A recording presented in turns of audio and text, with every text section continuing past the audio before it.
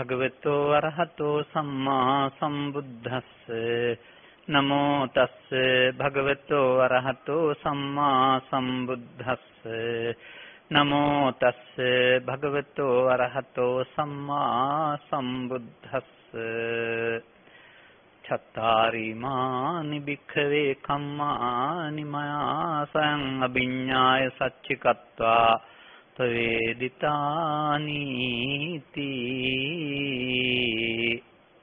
සදහවර පින්නතේ අපට කරුණු පැහැදිලි කර ගැනීමයි කරන්න තිබෙන්නේ.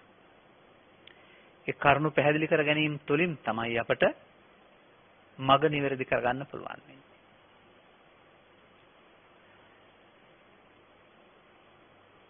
ඔය ත්‍රිපිටක සූත්‍රවල සඳහන් වෙන ගාතාවක් තිබෙනවා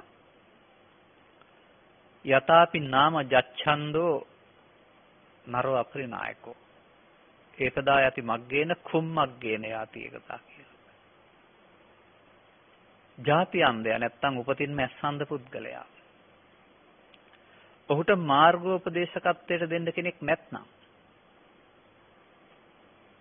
මග නොමග දෙකේම යනවායි කියලා තියෙනවා. අන්ධ කියන වචනය දැස් නැති කියන අර්ථයට සමාජයේ භාවිතා වෙනවා වගේම මෝහාන්ධ කියන වචනයක් පාවිච්චි වෙනවා සමාජයේ. මෝඩකමින් අන්ධ වුණ කියන එක. මේ මෝඩකමින් අන්ධව කියන වචනෙට තමයි සමාන අර්ථයක් එන්නේ පෘථග්ජන කියලා.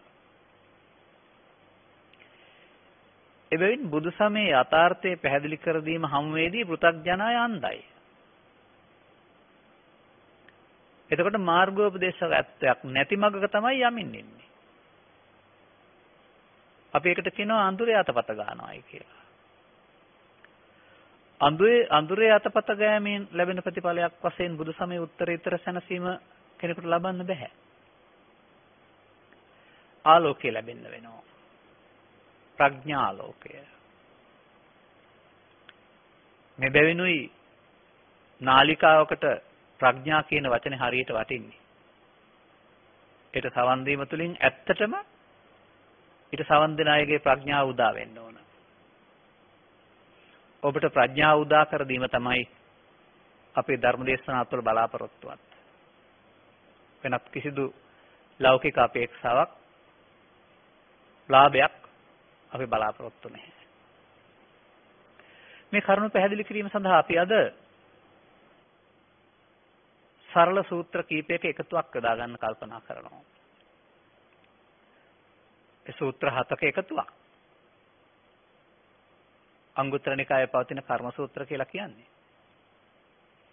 නමුත් අප ඒ එකක් පාසා වෙනම පැහැදිලි කරන්නට වෙනම දවසක කාලය ගනිමු. මේ තුලින් එලි කරලා තිබෙනා වූ රහස මේ සමාජය දැනගන්න ඕන. ඔබ දැනගන්න ඕන. ඒ දැනගත්තම තමයි ඔබට ආයුතු මගක් පිළිබඳව යම් ඉවක් වැටෙන්නේ. අන්නේ කරුණ මා මේ කාල සීමාව තුළ පැහැදිලි කරන්න කල්පනා කරනවා. භික්ෂුන් වහන්සේලා අමතන තථාගතයන් වහන්සේ අපි නොදන්න රහසක් දේශනා කරලා තිබෙනවා. සාමාන්‍ය ජනතාව නොදන්න රහසක්. ඒක තමයි චත්තාරි මානි භික්ඛවේ කම්මානි කියන්නේ. මයා සයන් අභිඤ්ඤාය සච්චිකත්වා කියලා කියන්නේ තමන් වහන්සේ විසින් ස්වයම්බූ ඥාණයෙන් මනාව ප්‍රත්‍යක්ෂ කොටගෙන තමයි මේක ලෝට හෙළි කරලා දේශනා කරලා තිබෙන්නේ. කුමක්ද මනාව ප්‍රත්‍යක්ෂ කොටගෙන ලෝට හෙළි කරලා තිබෙන්නේ? චත්තාරි ඉමානි භික්ඛවේ කම්මානි. මහණනි මෙන්න මෙම කර්ම જાති 4. මතක තබා ගන්න. කර්ම જાති 4යි. එහෙත් ඒ පිළිබඳ අවබෝධයක් නොලැබූ කිසිවෙක් කර්ම જાති 4ක් තියෙනවා කියන්න දන්නෙත් නැහැ. අනුගමනය කළ යුතු කර්මය කුමක්ද කියන්න දන්නෙත් නැහැ කියලා මම කල්පනා කරන්නේ. මේ සයන් අභිඤ්ඤාය සච්චිකත්වා කියන වචනෙට අපි විශේෂ තැනක් දෙන්න ඕන. අපට මේ ජීවිතේ පෙනෙනවා. අද දවසේ පෙනෙනවා. අපට අතීතයේ හෝ අනාගතයේ ඉතිහා පෙනෙන්නේ නැහැ.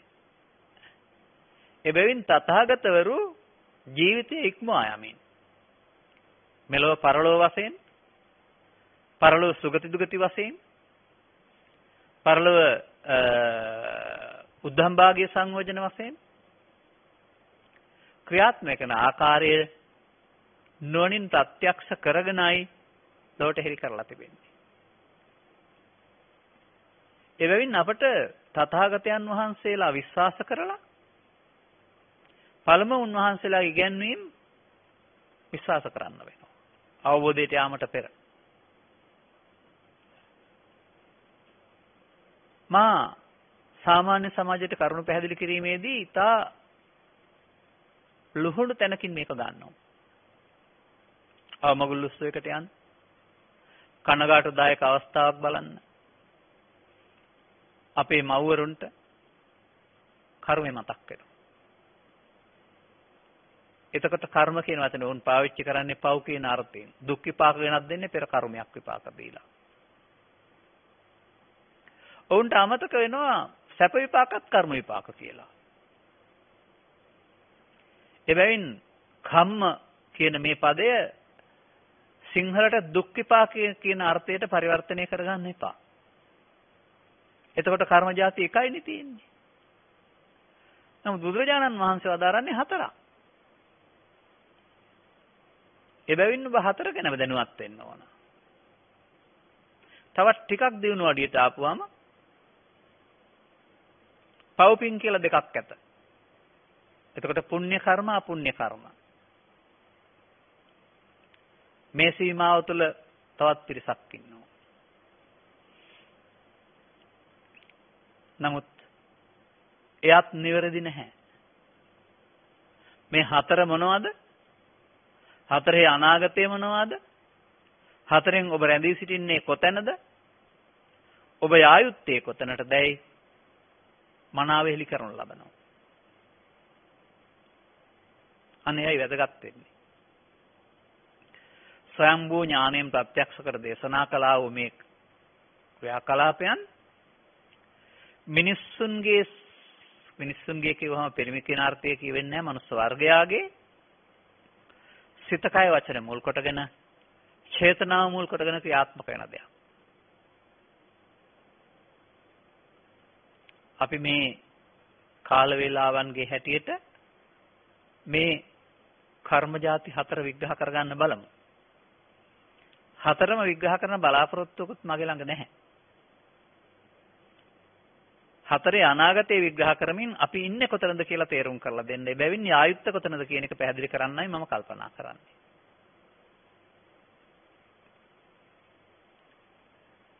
පළවෙනි කරුණ උන්වහන්සේ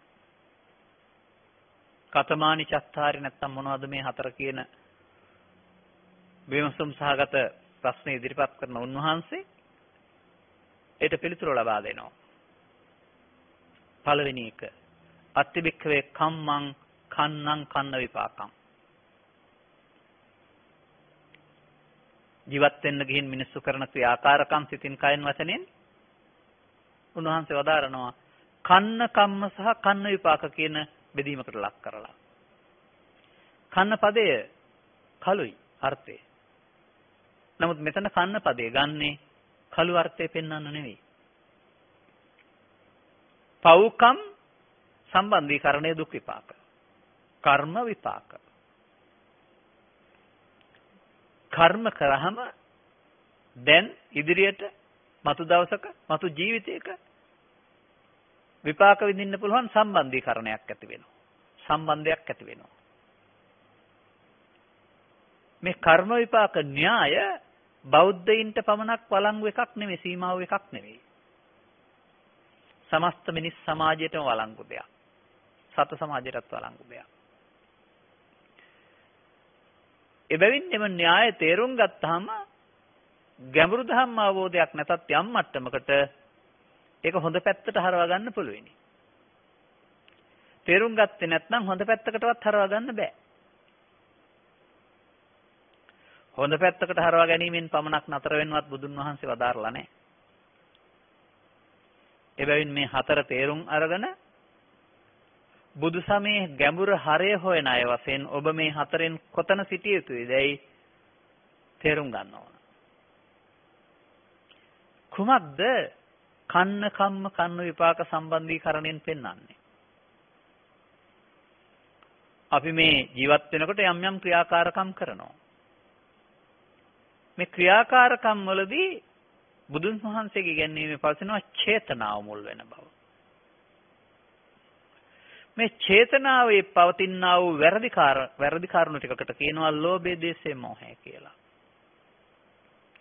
ඒ ලෝභය, දේශය, මෝහය මූලික කොටගෙන යමක් කරාම ඒක එතනින් අවසන් වෙන්නේ නැහැ. අනාගත ඉබඳු විපාකයක් සඳහා හේතු ඉතුරු වෙනවා. සිංහලෙන් කියනවා නම් පව් සිද්ධ වෙනවා කියන්නේ මෙන්න මේකට. හේතු ඉතුරුනොත් අද හෙට අනිත්ත එහෙම නැත්නම් ditta ධම්ම වේදනීය වශයෙන් නැත්නම් පරලොවදී මේ විපාක වාරයට ඔහුට හෝ ඇයට මුණ දෙන්න සිද්ධ වෙනවා. මේ සංසාර ගමන පවත්වනු ලබන්නේ කර්ම විපාකට වලට යටත්ව බව අපි තේරුම් ගන්න වෙනවා. කුමක්ද කන්න කම්ම කියලා කියන්නේ? ඒ අප පහසුවෙන් තේරුම් ගන්න පොතපතින් උපුටා ගන්න ඕන. සාමාන්‍යයෙන් ලෝභෝච භික්කවේ කම්මනිදානෝ, දෝසෝච භික්කවේ කම්මනිදානෝ, මෝහෝච භික්කවේ කම්මනිදානෝ කියලා කම්මනිදාන සූත්‍රවල පෙන්නනවා. අනතුරුව පානාතිපාතෝ භික්කවේ එහෙම කියලා පෙන්නනවා. ප්‍රාණඝාතය, අදත්තා දානය, කාමිත්තාචාරය, මුසාවාදය මේ දේවල් ලෝභ මූලිකයි, දේශ මූලිකයි, මෝහ මූලිකයි කියලා. පස්පව මේ කන්න කර්ම. ලෝභ මූලිකයි, දේශ මූලිකයි, මෝහ මූලිකයි. තව ටිකක් එහාට ගියාපම දස අකුසලයේ පස්පව සමග තව එහාට තිබෙන. පොතින් පාඩම් කරගත්ත ප්‍රාණඝාත, දත්තාන, කාමිත්‍යාචාරය, බොරු කරස, කේලාම්, හිස්, දැඩි ලෝභ, බලවත් කෝධ, මිත්‍යා දෘෂ්ටි කියන වතන් වලින් පෙන්වන ක්‍රියාකාරකම්. සමාජයේ ජීවත් වෙනකොට මිනිස්සුන් අතරින් සිදු වෙනවා. තව ටිකක් බරපතල කරුණකුත් එකතු කරලා තිබෙනවා. සෑම දින අතින් සිදු නොවුනත් සිදු වෙන. මව මැරීම, පියා මැරීම, රහතුන් මැරීම, බුදුන්ගේ ලේසලවීම, සංඝ බේදය. අපිට කියන ආනන්තරිය අකුසල කර්ම. ජීවත් වෙන්න ගිහින් මෙන්න මේ ක්‍රියාකාරකම් යමෙක් කරනවා නම් ඒ ක්‍රියාකාරකම් වලට තමයි කන්න කර්ම කියන්නේ. ඔක්කොම නෙවෙයි, එකක් හෝ දෙකක් හෝ යම් ප්‍රමාණයක්. කන්න කර්ම කරන්නාහි විපාක වශයෙන් සැප බලාපොරොත්තු වේතු නැහැ. ඉහාත්ම වශයෙන් හෙවත් මේ ජීවිතය තුළ, පාරලෞකික නැත්තම් පරලෝ වශයෙන් ගත් කල ඊළඟ උපදින තැන්වල කන්න කම් වලින් හොද තැන්වල උපතක් ලැබෙනව පෙන්වන්නේ නැහැ. උපදින තැන්වල ඊට අදාළ දුක් විපාකයට ඔහු හිමිකම් කියනවා. ඒකයි කම්මස්ස කෝම්හි කම්ම දායාදෝ කම්ම යෝනි කම්ම බන්දු කම්ම පටිසරණෝ යං කම්මං කරිස්සාමි පාපකං වා මෙතෙන්ට අදාළ වෙන. තස්ස දායාදෝ භවිස්සාමි इति කියන අබින්නම් පච්චවෙක්කිතබ්බ දසධම්ම සූත්‍රයේ සඳහන් වෙන්නා වූ කතාවින් කියන්නේත් මේක තමයි. තස්ස දායාදෝ භවිස්සාමි इति. ඒකේ ඉදිරි විපාකයට ඔහුට හිමිකම් කියන්න සිද්ධ වෙනවා. මා දකිනවා බුදු පියාණන් වහන්සේ මේ කන්න කර්ම සහ විපාක දේශනා කළේ ඒවා කරලා දුක් විඳින්න කියන්න නෙවෙයි. දුක් හිමි වෙන බැවින් දුකට අකමැති නම් ඒවා කරන්න එපා කියන්න.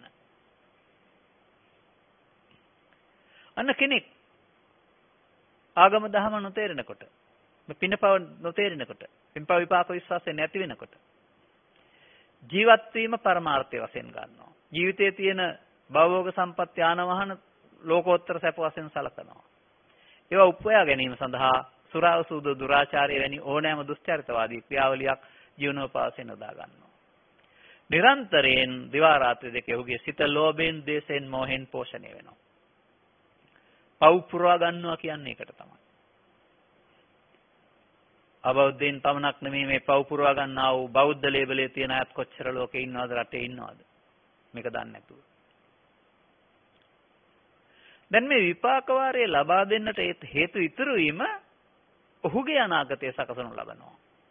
මෙලොව වශයෙන් ඔහුගේ අනාගතය පමණක් නෙවෙයි ශරීරය අතහැරුණත් පරලොව වශයෙන් ඔහුට අනාගතයක් සැකසෙන්නේ මේ ක්‍රියාකාරකම්ගේ ප්‍රතිඵලයක් වශයෙන්. මේවා හේතු වශයෙන් දුක ඵලය වශයෙන්. එබැවින් ජීවත් වෙන්න ගොස් සුරාවසුදු දුරාචාරය ආරම්භ බවට පත් කරගත්ත අයට අවසන් හුස්ම වෙන වෙලාවට ශනිකව පුණ්‍ය චේතනාවක් උපදවා ගන්න හිම බෑ.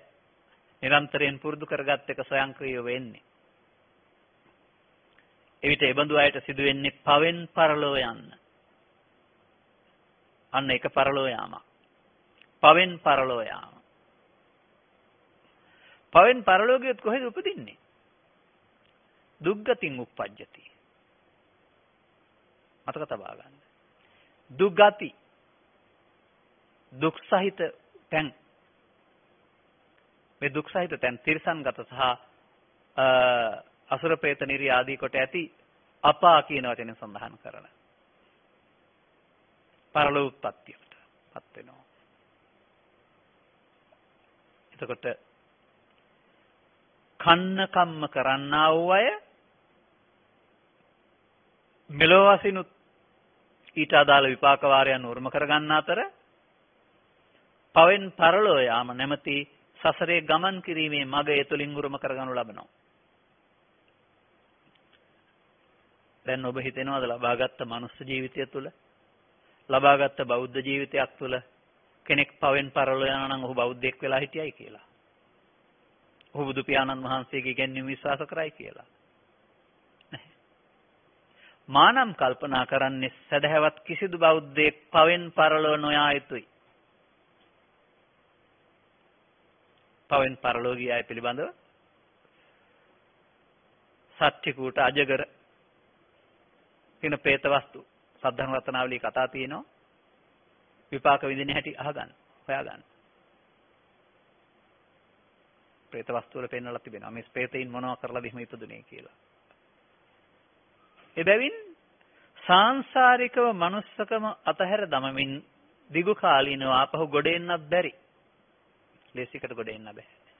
මේ දුක් විපාක උරුම කර ගන්නටද කෙනෙකුට මනුස්ස ජීවිතයක් ලැබුණේ.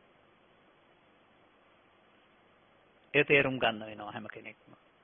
එබැවින් මව නිසා හෝ පිය නිසා හෝ රට නිසා හෝ ජාතිය නිසා හෝ මොනම කාරණයක් නිසා හෝ තමන් අපායට පාර කපා ගත යුතු නැහැ.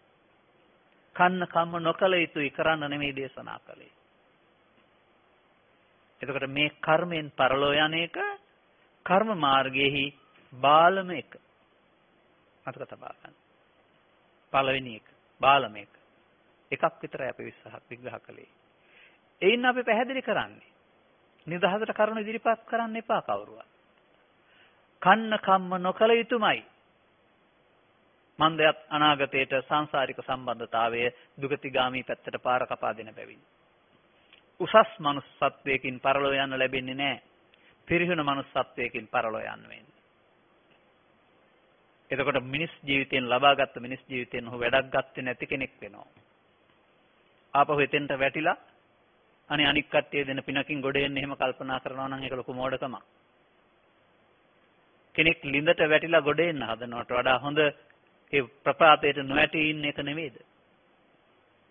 එබැවින් මේ අපාගාමී ප්‍රපාතයට නොයන්නට කන්න කර්ම හඳුනාගෙන ඉන් වැලකී ජීවත් වේ යුතුයි කියන එක ප්‍රාථමික දහමක්, ගැඹුරු දහමක් නෙවෙයි. දෙවෙනි එකකට එනවා. අතිබිකුවේ කම්මං කන්න සුක්ඛං කන්න සුක්ඛ විපාකං. අන්න තව සංකලනයක් එකතු වෙනවා. මේ පදේ ත්‍රිපිටකයේ පවතින මීට වඩා වෙනස් ආකාරයකට මාරු වෙලා මම මේ පැහැදිලි කිරීමේ යහපත සඳහා වෙනසක් කළා. එව නැතු විකෘති කළා එහෙම නෙවෙයි. තවත් මේ ජීවත් වෙනකොට කරන කටයුතු ටිකක් තියෙනවා කියලා පෙන්නනවා. කන්න සුක්ඛං කන්න සුක්ඛ විපාකං. කන්න කළු සුක්ඛ සුදු කියන අර්ථයෙන් ගන්නවා වගේම මෙතන කන්න පව් සුක්ඛ පින්. ඒ කියන්නේ සමහර අයගේ ජීවිත පව් පින් එකට කරනවායි කියලා තියෙනවා. ඔබ අසා තිබෙන පෘථග්ජන කියන වචනය. මේ පෘථග්ජන කියන වචනය තුළ සැඟවුණු අර්ථ තමයි පව්පින් දෙකම කරන කියන එක. පෘථග්ජන සමාජයේ ඉඳගෙන යමෙක් කියනවා නම් අපි පව් කරන්නේ නැහැ. අපි මොකටද වනහන්නේ? අපි මොකටද පන්සල් යන්නේ එහෙම කියලා. ඒ උන්ට වැරදිලා. මොකද මේ පෘථග්ජන භාවය තුළ බුදුරජාණන් වහන්සේ වදාරනවා ළමා කාලයේ සිට මහලු කාලය දක්වාම සිතින් ලෝභය, දේශය, මොහය වැඩෙනවායි කියලා. ඒක උන්වහන්සේ වදාරන්නේ ජීවිතේ පරිහානියක් වශයෙන්. පරිහාන ධම්ම සූත්‍රෙත් ඒක තිබෙනවා. මේ පරිහානියේ මාර්ගයේ උන් යන බව දන්නේ නැහැ. මේක පැහැදිලි කරන්න පුළුවන් සාධකයක් තිබෙනවා. ජීවිතය පිළිබඳ අධ්‍යයනයකදී බලන්න. ඔබ අසල ගැවසෙන්නා වූ චරිත කීපයක් අරගෙන අධ්‍යයනය කරන්න. අවුරුදු 4ක 5ක දුවෙක් හෝ පුතෙක්. අවුරුදු 20ක් 25ක තරුණයෙක් හෝ තරුණියක්. අවුරුදු 45ක 50ක මවෙක් හෝ පියෙක්. අවුරුදු 80ක් 75ක් ගිය ආච්චි සීයා කෙනෙක්. මේ ජීවිතයේ තියෙන චරිත. ඔබ කල්පනාවට ලක් කරන්න. මේ 4 දෙනාගෙන් ලෝකෙ වැඩිම සන්තෝෂෙන් ඉන්නේ කවුද? නියත වශයෙන්ම බහුතරයේ පිළිතුර වඩාත් සංසෝෂයෙන් ඉන්නේ පුංචි දරුවා. ඔහුට ලෝකයේ පිළිබඳ තව ඇලීමක් ගැටීමක් නැත්නම් අර වැඩෙන පැත්තට ඇවිදින්නේ නැහැ. ආපහු මේ ප්‍රශ්නය විමසුවොත් එහෙම ධර්මශාලාවකින් වඩාත් ජීවිතයේ දුකසේ ඉන්නේ කවුද කියලා අසුවියේ මහල්ලා කියලා කියනවාමයි. දැන් මේ 4 දෙනා 4 දෙනෙක් කරන්නේ නැතුව ඒකාබද්ධ කරන්න. 5 ජීවත් වෙලා 20ට ගිහින් 45ට ගිහින් 80 දක්වා යනවා. ළමා, තරුණ, මැදිවියේ මහලු. ළමා වියේදී සන්තෝෂෙන් ඉන්න මේ පුද්ගලයා මහලු වියට එන විට දරන්න බැරි තරම් දුකින්. දවල් රැය දෙකේ සිතින් කයන් වචනින් අවුවින් වැස්සෙන් පීඩාවෙන් හොඳ කළත් නරක කළත් කන්න දුන්නත් නැතත් අම්මත් තරදී තාත්තත් තරදී දුවත් තරදී පුතත් තරදී දේශපාලනයත් තරදී සේරම වැරදි. අතිශය පීඩාවෙන් ඉන්නවා. ඔබ මේක සමාජය තුළ දකින්නේ නැද්ද? ආරම්භයේ හොඳ තැනකින් පටන් අරගෙන මේ පරිහානියේ මාර්ගයේ ගමන් කිරීම බෞද්ධ ප්‍රතිපදාව විය හැකිද? Taman විසින්ම ජීවිතයේ දුක වැළඳ ගැනීමක් නෙමෙයිද කරගෙන තියෙන්නේ. මේ සමස්ත සමාජයේම ඉරණම පෘථග්ජන අඩු වැඩි වශයෙන්. එහෙනම් අර පව් කරන්නේ නැහැ කියන අය. Taman පව් කරනවක දන්නේත් නැති අය. මේ සිත තුළ ලෝභ දේශ මොහ මූලයන් වැඩෙන බව දන්නේත් නැති අය. එදා හිටියට වඩා එන්න ප්‍රශ්න වැඩි වෙන්නේ දුක් වැඩි වෙන්නේ මේ ලෝභ දේශ මොහ මුල් කොටගත්තා වූ පරිහානිය නිසා බව ඔබට නැතත් අන් අය දිහා බලලා ඔබේ වයසේ නැතත් මේ වයෝවෘද්ධය දිහා බලලා තේරුම් ගන්න. ධර්මයෙන් පරිබාහිර ගමන් කරොත් එහෙම. කන සුඛ කර්ම විග්‍රහ කරන්න ඕන අපි. ඒකට කොහොමද කරන්නේ කියන එක පිළිබඳව. අපට වෙසක් තියෙනවා, පොසොන් තියෙනවා, ඇසල තියෙනවා, සංගවිත්තාදින තියෙනවා, කටන පින්කම් තියෙනවා, නිවසල පින්කම් තියෙනවා. පරෝපකාරය කරන්න ගම් වතුර ගැලීම් සහ නායම් වෙනවා. බොහොම අනුකම්පාවෙන් අත් කටයුතු කරනවා. ඒවා අයිතිවන්නේ ආපහු යහපත් ක්‍රියාකලාපයන්ට. පරිත්‍යාගශීලීත්වයෙන් කරනවා නම් ආත්මාර්ථය බලාපොරොත්තු වෙන්නේ නැතුව. නමුත් ගෙදරදී ජීවත් වෙන්න ගියාපුවාම ඉඩම් ප්‍රශ්න, පෞල් ප්‍රශ්න, දේශපාලන ප්‍රශ්න, තව නොයෙකුත් ප්‍රශ්න තිබෙනවා. මේවා නිසා අපි වාද වේද වෙනවා. අමනාප වෙනවා. අමනාප වුණ පුද්ගලයෙක් ආදරෙන් කටයුතු කරන ඔබ දැකලා තියෙනවද? ඔහු කටයුතු කරන්නේ ලෝභයෙන්, ද්වේෂයෙන්, මෝහයෙන්. ලෝභයෙන්, ද්වේෂයෙන්, මෝහයෙන් කටයුතු කිරීමේදී ආහාර දෙනකොට දරුවෙක් වැඩෙනවා වගේ සිතවල ලෝභ, ද්වේෂ, මෝහ වැඩෙනවා. පව් පිරෙනවා කියන්නේ ඒකයි. එහෙනම් පොයේ දවසේදී යහපත් දවසකදී පින්කම් කරන අතර අනිත් පැත්තට පව් කනොත් කරනවා. මේක ඉතින් සමාජගතව තිබෙන ආකාරය ගත්තම ඛේදජනකයි. අපි කියමුකෝ දේශපාලනය. මොහොනුවර සමාජයට මෙහෙවරක් කරන්නට යාම. අතුලට ගිහින් ආත්මාර්ථය මුල් කොටගෙන දුරාචාරය නැත්තම් හොරබරුකම් වංචාවන් කරලා තමන්ගේ මඩිය තර කර ගන්නවා. දැන් තමන්ගේ මඩිය තර කරන්නේ ප්‍රාණඝාත, අදත්තාදාන, කාමිත්‍යාචාර, මුසාවාද ආදී දේවල් පදනම් කොට කරනම් ඔහු කරන්නේ පව් පින්ද එතකොට. ආත්මාර්ථකාමී වෙලා සමාජ සම්පත් කොල්ල කන්න ගත්තාම ඔවුන් රහසින් පව් කරනවා. අපිට ඊට එහාගේ උත්සව තියෙනවා. සමාජ උත්සව. ඒ සමාජ උත්සවවලදී නැත්නම් ආගමික උත්සවවලදී ඒ ආගමික මුහුණුවරක් අපිට පෙනෙනවා. මේ අනවබෝධයෙන් යුක්ත පුද්ගලයාගේ මුහුණුවර ආගමික වුණාට ඇතුළතින් සමහර විට ආත්මාර්ථය තියෙන්න පුළුවන්. ඒ අඩුවෙන් ටිකක් වැඩිපුර ලබා ගන්නා වූ ලාභ ලබන ව්‍යාපාරයක්. ඔය සමහර අය කියන්නේ මේ මගුල් ගෙදරවල ආරාධනා කරපුවම මේගොල්ලෝ මගුල් ගෙදර ගිහින් සල්ලි දීලා එනවා. ඔවුන් මගුල් ගෙදරක් ලෑස්ති කරගන්නවා. බලලා මල්ලෙන් එළියට පනිනවා එතකොට. මොකටද මේ ලෑස්ති කරගත්තේ? දීපුවා ගන්න. එතකොට අර උදව්වක්ද තිබෙන්නේ සම්බන්ධයක්ද තිබෙන්නේ? ව්‍යාපාරයක් නේද එතකොට? අන්න ඒ වගේ. මේ සමාජයේ පින්කම් කරනවා. නිවෙස්වලත් පින්කම් කරනවා. මේ පින්කම් පිටුපස මෙබඳු ගැඹුරක් වටහා ගන්න නැති අය පවකනුත් පාවිච්චි කරන බව ඔබ දැනගන්න. පෞද්ගලිකව නොකීවාට පින්කම පිටුපස සුරාව ගෙවල් වල නැද්ද? බොහෝ පින්කම් පිටුපස. එතකොට පින්කමක් සුරාපානය. අර පෙන්වන්නේ පංචපාපය කියන එකේ සුරාපානය කියන එක පින්කමක් කියලා නෙවෙයිනේ. කන්න සුක්ඛ කර්මයකට සංස්කෘතික උත්සව තිබෙනවා වර්තමානයේ. මම කියලාත් තිබෙනවා. ඒ සංස්කෘතික උත්සවවල ගමන් කරන අය දරුවන් නැරුණාම සතුන් නැරුණාම වැඩිහිටියන් වශයෙන් ගත් කාල. ඒ සංස්කෘතියට පොයට නැත්තම් උත්සවයට ආදරෙන් යනවද? මත්පැන් බී යනවද කියන එක ඇතුන් පිට වැටෙන අයගෙන් ඒවා අවුල් කරගන්න අයගෙන් අපිට හොයාගන්න පුළුවන්. එතකොට ඔහුට ඒක යහපත් උත්සවයක් වුණාට ඔහුගේ අධ්‍යාත්මිකය මද්යපාන උත්සවයකට මුල් තැන දීලා. ආගමික සංකේත චෛත්‍ය විහාරස්ථාන ඉදිකිරීම කියලා කියන්නේ. පිරිසුදු වෙන්න ඕන තැන්නේ. ඒ ඉදිකරන අයම මත්පැන් බීලා ඉදි කරන්නේ නැද්ද? මත්පැන්ලින් තොර වුණා ඉන්න පුළුවන්. ඔවුන්ට තවත් රස්සාවක් විතරයි ඒක.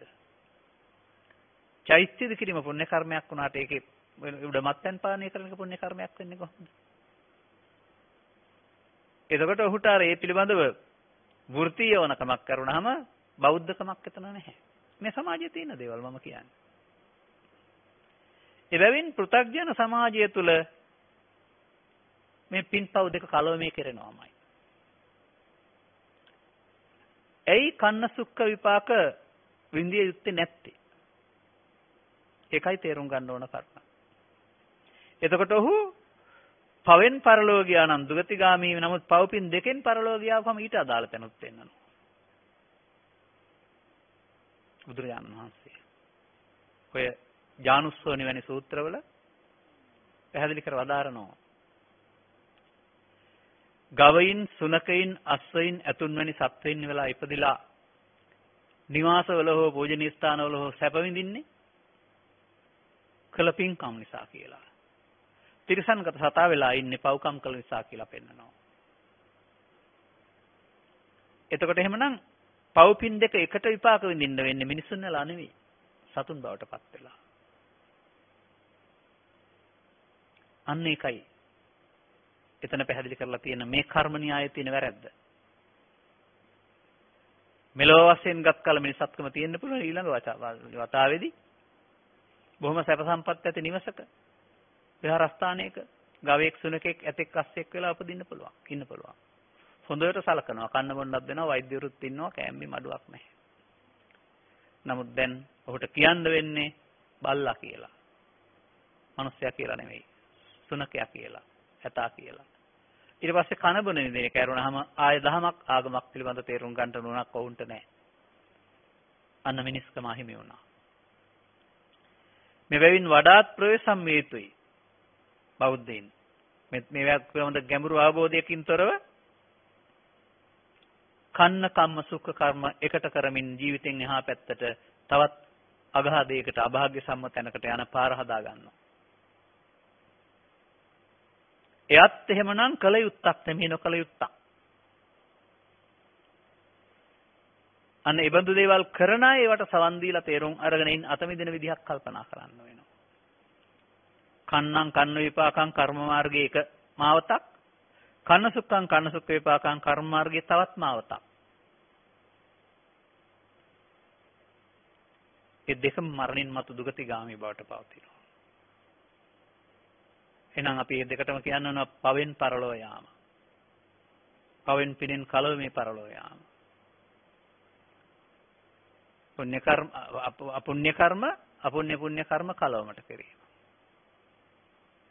තව එකක් විස්තර කරනවා. අතිබික්ක වෙක්ඛම්මං සුක්ඛං සුක්ඛ විපාකං. අන්න දැන් අර කන්න වචනේ අයින් වෙලා සුක්ඛ වචනේ දෙන්න ආවා. කන්න අකුසල් නම් ඊට පස්සේ සුක්ඛං කුසල් නැත්තම් පුණ්‍ය. කුසල් නෙමෙයි පුණ්‍ය. සුක්ඛ කර්ම. සුක්ඛ කර්ම වලට සුක්ඛ විපාක. පුණ්‍ය කර්ම සහ ලෞකික සැප විපාක කියලා ගන්න පුළුවන්. මතක තබා ගන්න යත් කර්ම මාර්ගය. එතකොට වුන් ඒ බඳු දේවල් කරනවා කියන එකේ තේරුම මොකද්ද? ජීවත් වෙනවා. ජීවිතයේදී වුන්ට පස්පවෙන් දස කුසලයෙන් ආනන්තරය කුසල කර්මයෙන් තොර වුණා වූ කටයුතු වල නිරත වෙන්න ලැබෙනවා. පුද්ගලයන් වශයෙන්. පින් සිදු වෙනවා කියන එකේ තේරුම විපාක වෙන්දින්න හේතු ඉතුරු වෙනවායි කියන එක. මෙලොව වශයෙන් ගත් කල අදාළ විපාක, පරලොව වශයෙන් ගත් කල මිනිසුන් අතර හෝ දෙවියන් අතර ආයු වර්ණ සැප බල කියන කාරණාව. මේ පුණ්‍ය විපාකයේ ප්‍රතිඵලයක්. දෙවියන්ට නම් මහේසාක්‍ය දෙවියන් වෙන්න, මිනිසුන්ට නම් ආයු වර්ණ සැප බල යුක්තය වෙන්න, පැවිද්දන්ට නම් සිව්පසෙන් යුක්තය වෙන්නට මේ පුණ්‍ය විපාකයේ හරියට බලපානවායි කියලා විස්තර කරනවා. සංසාර ගමන් මගේදී නෑදෑ කියන වචනේ පාවිච්චි නොකර ඉන්න නම් මේ ස්ථාන තුනේ කොහොමවත් මේ පුණ්‍ය විපාකයේ කියන එකයි අපි කියන්නේ ගමන් මග වියදම් කියන වචනයක් සමහර අය පාවිච්චි කරන්නේ. තවත් ටිකක් එහාටත් මේක තියෙනවායි කියලා මට හිතෙනවා. දැන් අපි කියමුකෝ පවට අපාගත දුක්ඛය. පවපින් දෙකටත් ත්‍රිසංගත සත්වයන්ගේ මේ උපත. පුණ්‍ය කර්මයටත් සෝ කායස්ස වේදෝ පරම්මරණ. කය බිඳී සිදුවන මරණයෙන් පසු මනුස්ස සහවතං දිව්‍ය සහවතං උපජ්ජති කියලා කියනවා තවත් සූත්‍රවල. මිනිසුන් වශයෙන් නැත්තම් දෙවියන් වශයෙන් උපදිනවා. එතකොට අපි මේ අපුණ්‍ය නොවන කර්මයන්, පස්පව් දස කුසල වලට නොවන කර්මයන් කිරීමේදී චේතනාවේදී ඉදිරියට එකතු වෙන හේතු ලෞකික යහපත් විපාක සඳහා. දැන් පවත් කර්ම විපාක, පව්පින් දෙකත් කර්ම විපාක, පින් විතරකුත් කර්ම විපාක නෙවෙයිද? කර්ම විපාක, කම්මං කියන එකේ මේ පෙන්වන්නේ විපාක. තවත් දෙයක් මට එකතු කරන්න හිතෙනවා මෙතන. සුක්ඛ විපාක සඳහා. ආලාර කාලම උද්දකාම පුත්‍ර වැනි අය. රූපී ධානය ලබාගෙන එවයින් පරලෝ ගියා. රූපාවචර අරූපාවචර කියන උද්ධම් භාගී ස්ථානවල උපත ලැබලා මොනවද විඳින්නේ? විපාක. මොන විපාකද? ධාන කුසල වල විපාක. කන්න කම්ම විපාක නෙමෙයි, නමුත් සුක්ඛ කර්ම වල විපාක නෙමෙයිදී. එබැවින් මට එහෙම ගලපන්න පුළුවන්. පවෙන් පරලෝ යාම, පිනෙන් පරලෝ යාම, ධානෙන් පරලෝ යාම. පවෙන් පරලෝ යාම කන්නම් කන්න විපාකං. පිනෙන් පරලෝ යාම, ධානෙන් පරලෝ යාම සුක්ඛං සුක්ඛ විපාකං. මේ කර්ම රැස් කිරීමේදී සිරුරට හැරුණාට ගමන ඉවර නැති සංක්‍රීය ක්‍රියාවලියකට මේ සත්‍යය මැදි වෙලා ඉන්නවා. මේ තුනම කර්ම මාර්ගය කියලා නම් කළොත් විරුද්ධ වෙනවද මට? කර්ම විපාක න්‍යාය තුල කියන එක. දැන් අපි යන්න ඕන සමාජයට. අවුපියන්ගෙන්, ගුරුවරුන්ගෙන්, බෝධේශකින් වහන්සේලාගෙන්. ඔබට ලැබෙන සාමාන්‍ය අනුශාසනාවලදී. අර ධම්මකතික භාවයේ පෙන්වනවානේ නොගැඹුරු ධම්මකතික භාවයක්. නැත්නම් ඔබ සාමාන්‍ය ජීවිතයේදී බොහොම පින් ලැබී පින්කම් වලට කැප වෙලා කටයුතු කරනවා පේනවා. ඔව් අනාගත විපාක බලාපොරොත්තු වෙනවා. මිනිසුන් අතර හෝ දෙවියන් අතර. මේ තියනවට වඩා සැප සම්පත් බලාපොරොත්තු වෙනවා.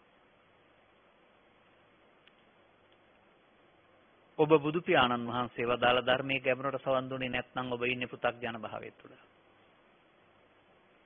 ඔබ පෘථග්ජන භාවය තුළ කියා දුන්නා වූ අනුශාසනාවක් තුළ කර්ම මාර්ගයේ හොඳ එක තෝරාගෙන තියෙනවා. පිනෙන් පරලෝ යාම, ධානයෙන් පරලෝ යාම කියන එකේ තේරුම කර්ම මාර්ගයේ හොඳ එක. එබැවින් අපි මේකට කියනවා කර්ම විපාක න්‍යාය තුළ භවගාමී කුසලයේ කියලා. භවගාමී. භවය ඇවිදින්න හේතු වෙන. බුදුහාමුදුරුවෝ ලෝකෙට පහළ වෙලා දේශනා කළ ගැඹුරු ධර්මයේ භවගාමීත්වයද තියෙන්නේ භව නිරෝධයද? අන්න ඔබේ ඇස් ඇරෙන්නේ ඔබ රත් වෙලා යන්නේ එතකොට තමයි. මම දකිනවා මෙහෙම. මේ භව නිරෝධගාමී ප්‍රතිපදාව ධර්මයේ වැරදීමක් තුලින් හරි පැහැදිලි කිරීමක් තුලින් හරි මේ සමාජයෙන් සියවස් ගණනාවකට පෙර කවදද කියන මම දන්නේ නැහැ. අතුරුදහන් වුණා. ඊට පස්සේ මේ බඳු දේවල් අනුගමනය කරන අයගෙන් සසුන ශූන්‍ය වුණා. පෘථග්ජන භාවයෙන් එහාට යන්න පුළුවන් අය හිටියේ නැහැ. එවිට උන්ට කර්ම මාර්ගයේ හොඳ එක තෝරා ගන්න උපදෙස් දෙනු ඇර කර්ම මාර්ගයේ හොඳ එක තෝරා ගන්නු ඇර විකල්පයක් නැහැ.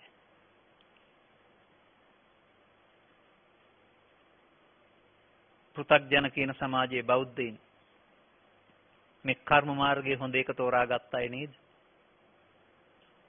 දැන් කර්ම වලට හම්බ වෙන විපාක නෙවෙයිද? කර්ම වලට හම්බ වෙන්නේ මෙලොව පරලොව වශයෙන් භවගාමීත්වය නෙවෙයිද? සංසාරයේ ඇවිදින්න බුදුහාමුදුරුවෝ නේද? නෑ. සංසාරයේ ඇවිදින්න බෞද්ධ වුණත් අබෞද්ධ වුණත් මේ චේතනා මුල් කරගෙන එකතු වෙන්නා වූ මේ ලෝභ දේශ මොහ මත අනාගතයක් තීරණය වෙනවා.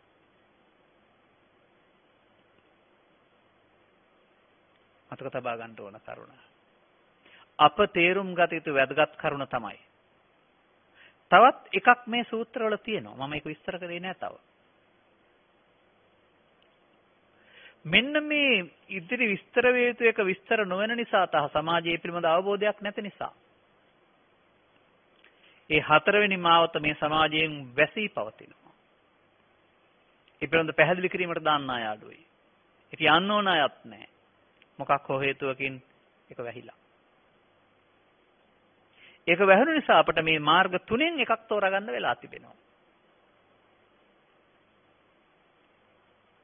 අසරින්න ඕනේ එතකොට තමයි. ඒ හතරක් දේශනා කළේ. ඊළඟ එක අපි අරන් බලමු. අත්තිබික්කවේ කම්මං අකන්නං අසුකං අකන්න අසුක්ඛ විපාකම් කම්මක්ඛයා සංවත්තති. අහන තවත් කර්මයක් තිබෙනවා. කළුත් නැහැ. සුදුත් නැහැ. කළු විපාකත් නැහැ. සුදු විපාකත් නැහැ. එයින් කියවෙන්නේ පවුත් නොවන පිනුත් නොවන පව් විපාකත් නොවන පින් විපාකත් නොවන කම්මක්ඛයා සංවත්තති කියලා කියන්නේ කර්මක්ෂය කිරීම පිණිස පවතින කර්මය. කර්මක්ෂය කිරීම පිණිස පවතින කර්මය. දැන් අපි ගලපමු. කන්න කම්ම, සුඛ කම්ම, කන සුඛ කර්ම, කර්ම රැස් කිරීමේ කර්ම. හෙවත් කර්ම මාර්ගය. කර්මක්ෂය කිරීමේ කර්මය. ඒකට කර්ම මාර්ගය කියන්න බෑ එහෙනම් ඒකට ධර්ම මාර්ගය කියන්න වෙනවා. දැන් කර්ම මාර්ගය තුල අපිට පවෙන් පරලෝ යන්න පුළුවන්, පිනෙන් පරලෝ යන්න පුළුවන්, ධානයෙන් පරලෝ යන්න පුළුවන්. පරලෝ යාමට සම්බන්ධ වෙනවා ජීවිතය. ජීවිතෙන් එහා පැත්තට. බුදුරජාණන් වහන්සේ සරියුත් මහරහතන් වහන්සේ, ආනන්ද හාමුදුරන් වහන්සේ, නැත්නම් මේ ආර්යයන් වහන්සේලා. සුඛී ජීවිත අවසානයේදී මරණයටපත් වෙනවා කියලා අපි කියන්නේ. කොහෙද ගියේ? පරලෝක ගියාද? උන්වහන්සේලාට පරලෝක නොයාම කියලා පාරක් තිබුණා නේද? බලන්න එහෙමනම් බුදු සමය විග්‍රහ වෙනවා. පවෙන් පරලෝ යාම, පිනෙන් පරලෝ යාම, ධානයෙන් පරලෝ යාම සහ පරලෝ නොයාම. බුදුහාමුදුරුවෝ ලෝකෙට පහළ වෙලා හොයාගත්ත විශේෂ දේ පරලෝ යාමද පරලෝ නොයාමද? බුදුබණ කියලා දේශනාවෙන් තෝන පරලෝ යාම ගැනද පරලෝ නොයාම ගැනද? අන්න ඇස්සරෙන්න ඕන විදිහ. ඒ නිසා මේ කර්ම හතර මම බෙදනවා තුනට එක අනුපාතයට. කන්න කම්ම සුඛ කම්ම කන්න සුඛ කර්ම කර්ම මාර්ගයයි. අකන්නා සුඛ අකන්නා සුඛ කර්ම ධර්ම මාර්ගයයි. නිවන කියන උත්තරීතර සැනසීම කර්ම මාර්ගයේ විපාකයක් වශයෙන් ලැබෙනවයි කියලා ඔබ හිතනවාද? ධර්මයේ හැසිරීම තුළ තමයි නිවීම ලැබෙන්නේ. එහෙනම් ධර්ම මාර්ගයේ අනායට තියෙන දෙයක් තමයි නිවීම සැනසීම කියලා කියන්නේ. අන්න ඔබ ඉගෙන ගන්න ඕන දේවල්. පාසල් අධ්‍යාපනය තුළ හරි දහම් පාසල් අධ්‍යාපනය තුළ තව පොත්පත් කියවීම තුළ හරි ඉතා හොඳ කෙනෙක් වෙන්න පුළුවන්. පන්සිල් රකින්න, අටසිල් රකින්න, දසසිල් රකින්න, සාමනීර උපසම්පදා ආදී කොට ඇති. නමුත් ඔබේ ඉලක්කය හොඳ කර්ම කොට සැප ලබා ගැනීම නම් ඔබ කර්ම මාර්ගය තුළ නේද ඉන්නේ. මේ ධර්ම මාර්ගයේ දොර ඔබට පමණක් නෙමෙයි මේ සමාජයේ වැසී පවතින්නේ. මම සමස්ත සමාජයට කියන්න කැමති නැහැ. නමුත් මේ විග්‍රහ නොවන තාක්කල්, අවබෝධ කරගන්න නැති තාක්කල් ධර්ම මාර්ගයේ වැහිලා. ගෞතම සාසනයේ නිවන් ලබන්න ප්‍රාර්ථනා කරන්න වෙලා තිබෙන්නේ. අනාගත බුදු මරණින් පස්සේ නිවනක් ලබන්න ප්‍රාර්ථනා කරන්න වෙලා තිබෙන්නේ ධර්ම මාර්ගයේ නැති බැවින්. පොතපත තුළ තිබුණාට ප්‍රායෝගික භාවිතේ නැති බැවින්. ඇයි? අන්න ගවේෂණය කරන්න ඕන එකයි. අපි මේ ධර්ම දේශනාවක් කරන්නේ ඊයේ සිවුරු පොරවගෙන අද මෙතෙන්ට ඇවිදින් නෙවෙයි. අවුරුදු 38ක් 40ක කාලයක්.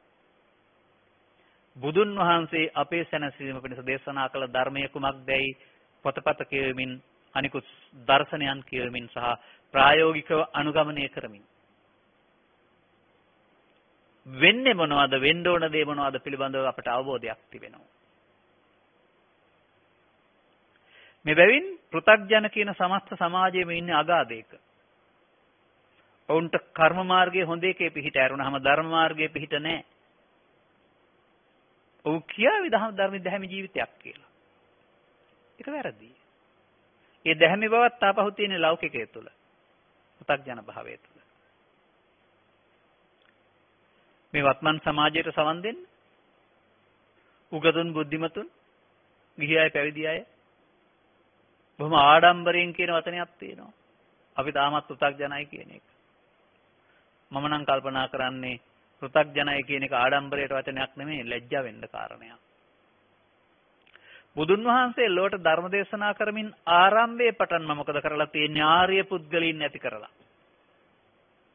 කොණ්ඩඤ්ඤ තවුසා සෝවාන් වීමෙන් ආර්ය පුද්ගලයෙක් වුණා. පස්සක තවුසන් ජසපුලක පුත්‍රයා ඇතුළු දෙහළුවන්, බද්දවග්ගී කුමාරවරුන්, ජටිල තවුසන් පිළිවෙලට අරන් යන්. බණ ඇසීමෙන් පස්සේ මොනවා වුණා කියලාද කියන්නේ? සෝවාන් වුණා කියලා තියෙනවා. ඒ කියන්නේ ආර්ය පුද්ගලයන් බවට පත් වුණා. ආර්ය පුද්ගලයන් සඳහා තියෙන මාර්ගයක් තමයි ආර්ය අෂ්ටාංගික මාර්ගය කියලා කියන්නේ. පෘථග්ජනින්ට යන්න තියෙන එකක් නෙවෙයි. යනවා කියලා කිව්වට යන්නේ නැහැ. ආර්ය පුද්ගලයන් අනුගමනය කරන්න ඕන සත්‍යයක් තමයි ආර්ය සත්‍ය කියලා කියන්නේ. ආර්ය භාවයටපත් වෙන්නේ අවබෝධය තුළ. ඇඳුම වෙනස් වීම තුළ නෙවෙයි. ඇඳුම කැමැති විදිහ. ආර්ය භාවයටපත් වුණා හිටියේ භික්ෂු සමාජයේ විතරක්ද? භික්ෂුණී සමාජයේ පමණක්ද? උපාසක උපාසිකා සමාජයේ කතා කරන්නේ නැද්ද? විසාකාගේ බින්සර් රයිතුමා ගැන, චිත්තගහපති ගැන? අනිපිරිසිදුතුමා ගැන. අන්න අපි මේ මූලාශ්‍ර හොයා ගන්න ඕන. මෙහෙම උනේ ඇයි? කර්ම මාර්ගයේ කන්නකම්ම සුඛකම්ම කන්න සුඛ කියනවා මේ මාර්ග තුنين එකක් තෝරාගෙන ජීවත් වෙන්න උනේ ඇයි අපිට? ඇයි අපිට ධර්ම මාර්ගයේ සරණ නැත්තේ? ධර්ම මාර්ගයේ ආවරණය වුණ නිසා නෙවෙයිද අනාගත බුදුහාමුදුරුවෝ ධර්ම මාර්ගය එලි කර දෙන්න තු අපිට ඉන්න ප්‍රාර්ථනා කරන්න පෙරම් පුරන්න සිද්ධ වුණේ. රටක් හැදෙන්න ඕන අනාගත බුදුහාමුදුරන්ගේ ශාසනයේද? මේ රට සුරක්ෂිත වෙන්න ඕන අනාගත බුදුහාමුදුරන්ගේ ශාසනයේද? අනාගත බුදුහාමුදුරුවෝ කවදා හරි දවසක පහළ වෙනවා නම් ඒකට රකින්න අවශ්‍යයි එදාට උපදීවි. තථාගතයන් වහන්සේ පහළ වීම මේ රටට වගකීමක් ලබා දීලා. අවුල් ඇතිවන විට ගිනි ගැනීමෙන් යන විට මේ ලෝකේට ඒ ගිනි වලින් ලෝභ ගිනි, දේශ ගිනි, මෝහ ගිනි වලින් නිවෙන ජීවිතයක් පිළිබඳව කරුණු පැහැදිලි කිරීමේ අවශ්‍යතාවය වර්තමාන යුගයේ අවශ්‍යතාවය හැමදාම පැහැදිලි කරමින් ධර්ම දේශනා කරලා තිබෙනවා. මේ බෞද්ධ කියන පදනමට එන අය ඉන්න ඕන අනාගත බුදුහාමරගේ ශාසනය රකින්න නෙවෙයි. ගෞතමයන් වහන්සේ එලි කළ ධම ප්‍රායෝගිකව තමා රකිමින් ඒ සමාජයට බෙදා දෙන්න. වර්තමාන සමාජයට. මතක තබා ගන්න. මේ යුගයේ උපදින බෞද්ධයන් සතු අත නොහැර යුතු පැහැර නොහැරිය හැකි වගකීමක් බව සලකන්න වෙනවා. නැත්නම් අපි බුදුහාමුදුරන්ට ගරු කරන අය වෙන්නේ නැහැ. බුදුහාමුදුරුවෝ දහමක් කෙලි කළා. ධර්ම විනය හෝ ත්‍රිපිටකයේ වශයෙන් ග්‍රන්ථාරූඪව පවතිනවා. මේක කියවලා මේක තේරුම් අරගෙන නිවන් මඟ හොයාගන්න බැරි නම් ඒකේ තේරුම ධර්මයේ නැහැ කියන එක නේද? කිසි විටකත් මම ධර්ම විනයට ධර්ම ග්‍රන්ථ වලට එහෙම අපහාස කරන්න කැමති නැහැ. නමුත් මේක තියෙනවා කියන එකේ තේරුම පුස්තකාලයක් තුළ පොත්ගුලක් තුළ මේක ප්‍රවේශම් කරන එක පමණක් නෙවෙයි. ප්‍රවේශම් කිරීම ඉතා වටිනා දෙයක්. අපි අද මේවා දේශනා කරන්නේ මේ ග්‍රන්ථ අපට ප්‍රවේශම් පරිහරණය කරන්න ලැබුණ නිසා. මේ ග්‍රන්ථයෙන් පේන දේ තේරුම් අරගෙන ප්‍රායෝගිකව ක්‍රියාත්මක වෙන මිනිස්සු නේද සමාජයට අවශ්‍ය. එතකොට නේද ධර්මයේ සරණ කරගන්නවා වෙන්නේ. ඔවුන් ප්‍රායෝගික ජීවත් වෙනකොට ඔවුන් මානසික ධර්මයන් අනුගමනය කරන්නා වූ අය වෙනකොට ඒ සමාජය වෙනස් වෙන්නේ නැද්ද සකස් වෙන්නේ නැද්ද? ඒ වුන් තුළ තිබෙනා වූ නිවන සැනසෙන ස්වභාවය දකින අය කොහොමද එහෙම වෙන්නේ කියලා හොයන්නේ නැද්ද? ජාතියට නෙමේ ජාත්‍යන්තරයටත් ඊට පසුව මේ සැනසීමේ මඟ ඕන වෙන්නේ නැද්ද? ජාතින් වශයෙන්, ආගම් වශයෙන්, රටවල් වශයෙන් ભેද බින්න වෙමින්, අවිනිෂ්පාදනය කරමින් ඔවුන් මරා ගන්න ලෑස්ති වෙලා ඉන්නවා. එක දවසකින්, එක තප්පර 15කින් ඒ අවික්‍රියාත්මක වුණොත් ලෝකේ අලුගඩක්. ඒක පිටිපස්ස පවතින අවිද ඒවා මෙහෙවන අයගේ හිතේ තියෙන ලෝභය, දේශයද, මොහයද. එබැවින් මේ ලෝභය, දේශය, මොහය උත්සන්න වීම ලෝකේ අලුගඩක් බවට පත් කරනවා. ලෝභය, දේශය, මොහය උත්සන්න වීම ජාතීන් විරුද්ධවාදීන් කරනවා. ආගම් අතර අරගල හට ගන්නවා. පුද්ගලයන් අතර දේශපාලන වශයෙන් වාද ભેද ඇති වෙනවා. මේ වාද ભેද සියල්ල උත්සන්න වෙනකොට සපවත් සමාජයක්ද තියෙන්නේ? මේ වාද ભેද සියල්ල උත්සන්න වෙන පු탁ජන භාවය තුළ නෙමෙයිද? බුදුරජාණන් වහන්සේ ධර්ම දේශනා කරලා තිබෙන්නේ පු탁ජන භාවයේ රැඳෙන්නද, පු탁ජන භාවයෙන් මිදෙන්නද?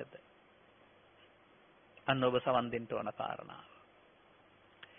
එබැවින් කර්ම මාර්ගය තුල ඉන්න සුඛ කර්ම තෝරාගෙන ධර්ම මාර්ගයේ කුමක්දයි ධර්ම ශ්‍රවණය කරලා තේරුම් ගන්න. මම ඔබට තද වචනයක් කියනවා. මට දොස් කියන්න එපා. කර්ම මාර්ගයේ විපාක වශයෙන් නිවීම ලැබෙන්නේ නැහැ කාටවත්. අනිවාර්යයෙන්ම ධර්ම මාර්ගයේ හැසිරීම තුළ තමයි නිවීම ලැබෙන්නේ. එබැවින් අපි මේ සමාජයේට ස්ත්‍රී පුරුෂ ගිහි පැවිදි ભેදයෙන්තරව අනුගමනය කරන්නට ඕන ධර්ම මාර්ගය විවර කරගත යුතුයි, විවර කළ යුතුයි. ඔබ වෙනින් ඔබ විවර කරගත යුතුයි. වසා දැමූ ධර්ම මාර්ගයක් තුළ අනුගමනය කරන්නා වූ බුද්ධ ආගමක් අපට තිබෙන බව කනගාටු වෙනුනත් කියන්න තියෙනවා. ඔබ තේරුම් ගන්න ඕන. ඒකට කාටවත් දොස් කියලා වැඩක් නැහැ. කොමේ අතිබික්කවේ කම්මං අකන්නං අසුකං අකන්න අසුක් විපාකං කම්මක්ඛ්‍යා සංගත්තති දහම් පදේ කෝ විවරණය වෙනවා මේ සමාජයේ. විවරණ වෙන්න ඕන ඒකනේ. ධර්ම මාර්ගයේ නැමැති මං තීරුව වසා දැමි වදමා ඇති බැවින් කර්ම මාර්ගයේ කන්න කම්ම සුඛ කම්ම කන්න සුඛ කියන මේ මං තීරු තුනෙන් එකක් තෝරා වෙලා තියෙනවා අපේ අයට. එවිට කර්ම විපාක න්‍යායට අපි යටත්. කර්ම විපාක න්‍යාය කාගේ කියලා දන්නවද ඔබ? මම නම් දන්නේ හැටියට කර්ම විපාක න්‍යාය මාරයාගේ. කම්ම බන්දු කම්ම යෝනි කම්ම පටිසරණෝ. බුදුරජාණන් වහන්සේගේ මාර්ගයේ කර්ම න්‍යාය නෙමෙයි කර්මක්ෂය කිරීමේ මාර්ගය. මෙලොවට අදට විවෘත විය යුත්තේයයි. ප්‍රඥාවනි නාලිකාවක කාර්යභාරයයි. තවත් නම් තියෙන දේවල් මේ රටේ තියෙන්න පුළුවනි. පුණ්‍ය මාර්ගය විස්තර කරනවා වෙන්න පුළුවනි. ලෞකික දේවල් විස්තර කරනවා වෙන්න පුළුවනි. තිබුණාමයි. ඒකයි අප තෝරාගත යුතුයි කියලා කියන්නේ. තථාගතයන් වහන්සේ මහත් වූ කම්පාවෙන් මේ යුගයට, මේ යුගය කියන්නේ අපේ යුගය. මේ සදහම් හොයාගන්න බැරි විදිහට ධර්ම විනය අතුරුදහන් වී ගියොත් එදායින් පසුව ධර්ම මාර්ගයක් පිළිබඳ හිතන්නවත් බෑ. ඔවුන් කර්ම මාර්ගයේ හිර වෙනවා. අවාසනාව පොතපත සහ මේ සියල්ල තියාගෙනත් ධර්ම මාර්ගය පාවිච්චි කරන්නේ නැතුව කර්ම මාර්ගයේ හිර වෙන එක නෙවෙයිද? එබැවින් අපි කවුරු හෝ උත්සාහ කොට තේරුම් අරගෙන අනුගමනය කිරීම තුළින් මේ හතරවෙනි එක ඒකත් කර්මයක්. ඒ චත්තාරිමාන වික්කවේ කම්මානි කියලානේ පෙන්නන්නේ. නමුත් ඒක අමුතු જાති එකක්. අර තුන කර්ම රැස් කිරීමේ කර්ම ඒ කියන්නේ පෘථග්ජනයින්ට ඒවා කරන්න පුළුවන්. පෘථග්ජනයින්ට කරන්න බැරි දේ තමයි අර කර්මශය කිරීමේ කර්මය. ඒක ආර්යයන් සඳහා විවෘත දෙයක්. ධර්ම මාර්ගයේ විවර කිරීම තුළ මේ සමාජයේ ආර්ය භාවයට පත් කළ හැකියි. තේරෙන හැම දිනාටම ස්ත්‍රී පුරුෂ ගිහි පැවිදි වේදෙන්තරව. ඔවුන් තුළ තමා සැබෑ මානව හිතවාදයේ පවතින්නේ. ඔවුන් තුළ තමා ආත්මාර්ථය කියන එකට ඉඩ නැත්තේ. ඉහවයහන ආත්මාර්ථය තුළ නෙමෙයිද මේ සමාජය දුකටපත් වෙන්නේ. හැම තැනක් තුළම රට ගැන, ආගම ගැන, ජාතිය ගැන, දේශපාලන හැම එකක් ගත්තාම අපි දකිනවා පරාර්ථයට එක්මාගේ ආත්මාර්ථය. එතකොට මිනිසුන් පිස්සන් බවට පත් වෙලා. ලස්සනම වචනේ බුදුන් වහන්සේගෙන් ප්‍රකාශ වෙලා තියෙනවා. සබ්බේ පුතුග්ජන උම්මත්තකා. මේ උම්මතු භාවය තුල කටයුතු කිරීමද බෞද්ධ බලාපොරොත්තුව මේ උම්මතු භාවයෙන් මිදීමද? සයන්නාට සම්භව වෙන්නේ නේද? බුදුන් වහන්සේගේ ඉගැන්වීම කුමක්ද? මා නිවත්ථ අභික්ඛම. කොතන හරි නතර වෙන්න කියලා නෑ. කන්න කර්ම හරි සුඛ කර්ම හරි කන්න සුඛ කර්ම වල. නොනැවත ඉදිරියට යන්න. ඔබ manussත් භාවයේ ලැබුවේ. ඔබ ශ්‍රී ලංකාව වැනි සම්මිදිවෙනක ඉපදුනේ. නැත්තම් ලෝකේ කොතන හරි නම් මේ බණ අහන්නේ. පාරමිතාව වශයෙන් සම්පූර්ණ කරන්න ඕනේ නැත්නම් ඒ ඔක්කොම සම්පූර්ණ කරගැනීමේ ප්‍රතිඵලයක් වශයෙන්. කරුණු දෙකයි බුදුන් වහන්සේ අවධාරණය කරලා තිබෙන්නේ මේ සඳහා අත්‍යවශ්‍යයි කියලා. ලෝකේ රටේ එක එක්කෙනා එක දේවල් කියන්න පුළුවන්. ත්‍රිපිටකේ එහෙම නැහැ. මනුස්ස පටිලාභෝච සද්දම්මස්සත දේශනා අලං වායමිතුන් තත්ත. අක්කන සූත්‍රය සඳහන් කරන්නේ. මනුස්ස ප්‍රතිලාභය ලැබෙන්න ඕන. සද්ධර්මයේ ලැබෙන්න ඕන. සද්ධර්ම ප්‍රතිලෝපයක් ලැබිලා බෑ. සද්ධර්මයේ ලැබුණ පුද්ගලයා උත්සාහ කරන්න ඕන. තමා මේ මායාවේ බන්ධනයෙන් ගලවා ගැනීම සඳහා. එතකොට මනුස්ස ප්‍රතිලාභය නම් ඔබට තිබෙනවා. හැමෝටම. අපිට සවන් දෙන හැමෝටම. ඔබ සැලකිලිමත් වෙන්න ඔබට ලැබිලා තිබෙන්නේ සද්ධර්මයේද සද්ධර්ම ප්‍රතිරූපකයක්ද? සද්ධර්මයෙන් කළ හැකි දේ ප්‍රතිරූපකීන් කරන්න බෑ. මේ මනවින් තේරුම් ගන්නට වෙනවා. ඒ බැවින් මේ සමාජය තමන්ට වටහාගත නොහැකි විශාල මුලාවක වැටී සිටින බව අපට නම් තේරෙනවා. ඔබත් ඔබ වෙනුවෙන් තේරුම් ගන්න. තේරුම් අරගෙන අපි ඔක්කොම එකතු වෙලා මේ මුලාවෙන් මිදෙන විදිහක් හොයාගන්න බලමු. තථාගතයන් වහන්සේගේ ධර්මයට අවලංගු භාවයක් නැහැ. අදටත් වළංගුයි, හෙටටත් වළංගුයි. මේ ගෞතම සසුන බුද්ධෝත්පාදයේ අවලංගු වෙලා එහෙම නැහැ. අපි මේ වැරදුන ධහම කොතනද කියලා හොයාගෙන නිවැරදි කරගනිමු. අනුගමනීය ප්‍රතිපදාවකට යමු. අර 16න් එකේ සැනසීම වෙනුවට 16න් 15ක සැනසීමක් ජීවිතයට උදා කරගනිමු. බුදු සමය දුක්ඛාගමක් නෙවෙයි. දුක් නැති කරගෙන සැනසෙන ආගමක්. ඒ දුක් නැතිවීම මරණින් එහා පැත්තේ හෝ අනාගත බුදුහාරන්ගේ ශාසනය විය නොහැකි අද විය යුතුයි. එසේ කර ගැනීමට අවශ්‍ය ප්‍රඥාව උදා කර ගැනීම සඳහා මෙම ධර්මානුශාසනාවද හේතුපාදක වේවා. ඔබට ධර්ම ශ්‍රවණය කිරීමේ ආසාවන් ඇති වේවා. කරුණු තේරුම් ගන්නට ලැබේවා කියන සුභාශිංසනයේ ප්‍රාර්ථනා කරමින් ධර්මානුශාසනාව මෙතකින් අවසන් කරනු ලබනවා. සෑම දිනාටම තෙරුවන් සරණයි.